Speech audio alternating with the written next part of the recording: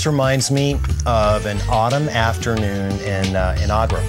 Is it Agra? You know, over there by the Taj Mahal. What do we got here? Who could forget that little restaurant there by the canal in Shanghai? I can't remember the name, but I'll never forget it. Allspice in my chicken. Always takes me back to Jamaica. Yeah.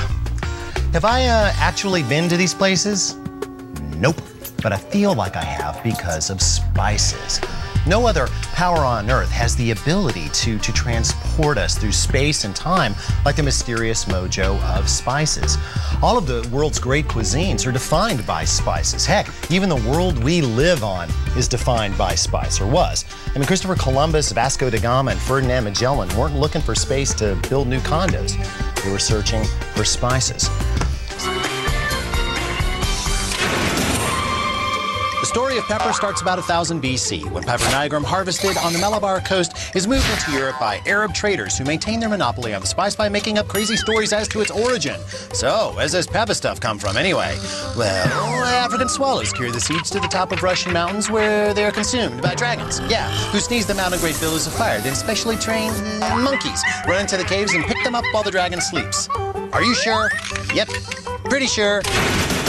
Sick and tired of buying overpriced peppercorns from the Venetian cartel, the Portuguese crown sends Vasco da Gama to find a sea route to India in 1494. Now, eventually works his way around the Cape and into the Indian Ocean. And within a decade, the Portuguese were the new kings of spice. Later, the Dutch and then the English would overturn that monopoly. Now, by the end of the 18th century, most European pepper was run through Salem, Massachusetts, whose speedy clipper ships made thousands of runs to pepper ports along the island of Sumatra, making pepper affordable to all.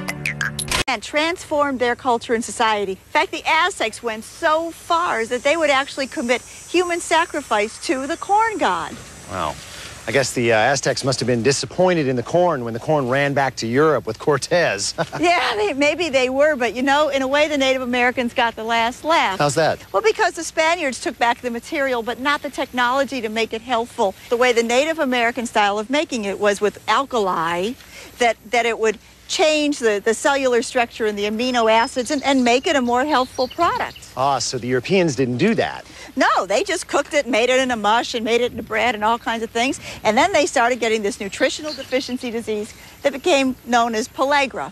What are the symptoms of that? Well, first you get this rough skin, and then you get diarrhea, and then that goes on to dementia, and then death.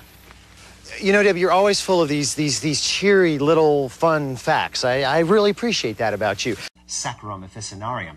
But there are written records of producing honey without bees along the banks of the Ganges River as early as 500 BC. Now, at that time, the refining process was still in its infancy, and nobody had really figured out how to remove the crystals from the dark brown, gooey molasses or the cane syrup that just wouldn't crystallize. So, instead of looking like the white, light, snowy stuff that we think of as sugar, sugar looked like this. Big, dark, sticky loaves or cones. And to use it, you just scraped it off with either a knife or a fork into a sugar bowl.